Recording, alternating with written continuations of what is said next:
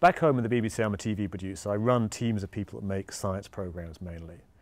And I came here because I wanted to do some thinking about, broadly speaking, the future of that kind of television. On the kind of the positive side, how could we use new technology and the new sort of media environment to enhance what we could offer our viewers? How can we better reach out to them, talk to them better, learn more from them?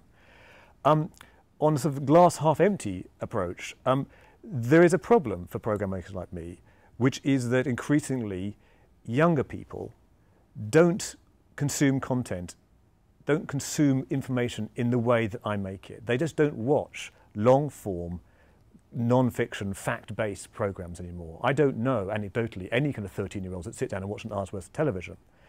So it's recognised as a growing problem, not just in the UK, but across the TV industry, which is, what are we going to do to keep up our content standards, keep doing the subjects we do because we believe in them and they're important, but actually reach out to those new audiences. So I wanted to spend my time here trying to find out what was happening here that could inform that debate.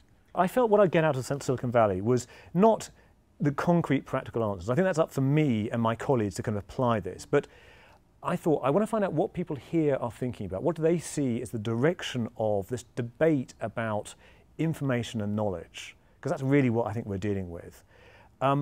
Where are they taking that? And then see what that means back home. And I think the two big areas that have attracted my attention. One, that everybody here is thinking about content discovery. It's the big game in town. There is so much stuff out there. How do you get the good stuff out? And that's, you know, that's where it applies to journalists like me. How does our content get discovered? So talking to people like Google and the sort of social media people and looking at how they're looking at that. And the big revelation to me has been, and apology if it doesn't seem like a big revelation to some people, it was to me, is the power of social media. That I've seen, I think this has happened even in the time we've been out here this year. The transformation from it being, broadly speaking, a kind of a toy for early adopters into something that is actually, you see actually this is reinventing, it's reinventing the web, it's reinventing almost all forms of business. This notion that we're shifting from a kind of page rank view of information to a friend rank. So using social networks to navigate through content is, to me, one of the most important take-homes I've got. And I know that already broadcasters and journalists have already been thinking about this, but I don't think we've fully engaged the true transformative nature of that. And I came out here, the questions ringing in my ears from senior BBC people and people across the TV industry was, what is the kind of new media model of knowledge and narrative?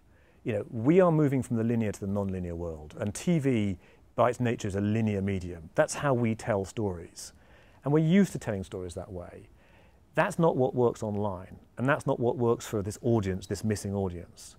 So sort of my mission in that sense was, well, what is this new model of knowledge? Is it simply we go from one fact to another? And what happens to narrative? What happens to context? What happens to background? All the things that we journalists think we bring to the party seem to disappear online. And at a conceptual level here, what I've been really struck with is there is a sort of emerging new model of knowledge, which is about giving people the tools to pivot between small facts and big facts and rearrange large amounts of data and see patterns come out of that. And there's been a number of projects both within Stanford and outside, which I think point to a sort of direction that we're moving into. So I guess I'm saying, you know, the challenge for me now is to take that back home and think, well, what does that mean in practical terms?